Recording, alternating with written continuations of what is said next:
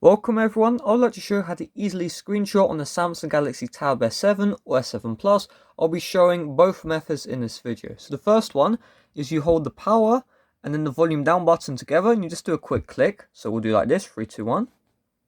And I didn't press both, there we go. Boom, and then you can see you have this option right here.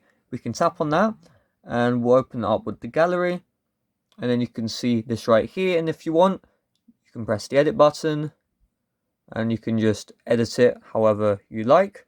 This is very self-explanatory, so I won't be covering that. The second method is you need a keyboard folio case, and you just see right here where the Dex button is. Just tap that and it will also do a screenshot.